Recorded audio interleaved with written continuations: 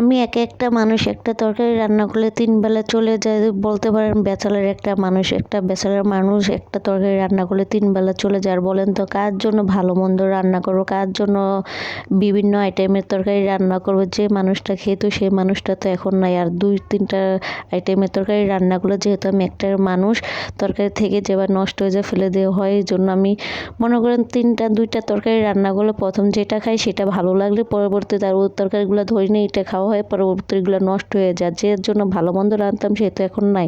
Hello everyone, কি অবস্থা? আশা করি সবাই ভালো আছেন, আমিও ভালো আছি। আজকে আমি লাউ শাক ভাজি করবো। শীতকালে লাউ শাক ভাজি আমার কাছে অনেক ভালো লাগে।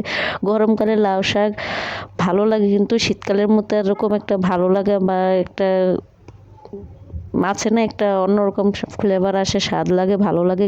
কিন্তু গরমকালে এরকম একটা ভালো লাগে কাজ করে না। শীতকালে লাউ শাকের তরকারিটার ঘ্রাণটাই অন্যরকম।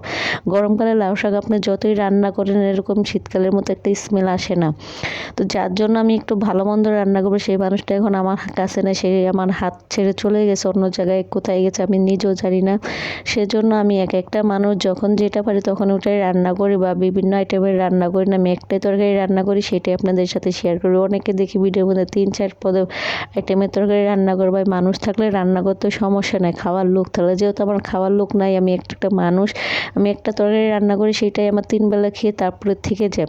তো প্রথমে লাউ শাকটা ভালো করে এখন সিদ্ধ করে নিয়ে এখন লাউ শাকটা সিদ্ধ করা হয়ে গেছে। এখন আমি বাগার দেবো। আমরা বাগার বলে আপনারা কে কী নামে বলেন অবশ্যই জানাবেন। এখন আমি পরিমাণ মতো রসুন পেঁয়াজ দিয়ে দিছি, দিয়ে এখন আমি পরিমাণ মতো তেল দিয়ে দিছি।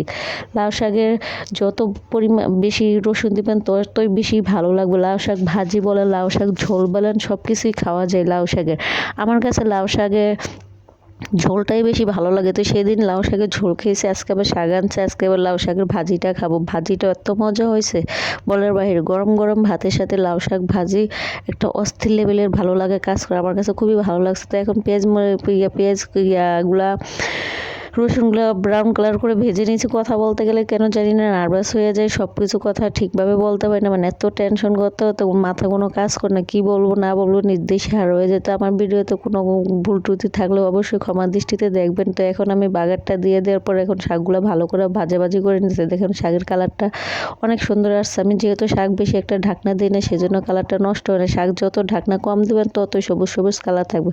শাক ঢাকনা বেশি করে দিলে শাকের কালারটা নষ্ট হয়ে যায়, একটা লালচা লালচা ভাব হয়ে যায়। শাকের স্মেলটা এত সুন্দর বেরোয়েছে বলার বাইরে। ভাত খেয়েছি, 2 প্লেট ভাত খেয়েছি শাক ভাজি দিয়ে।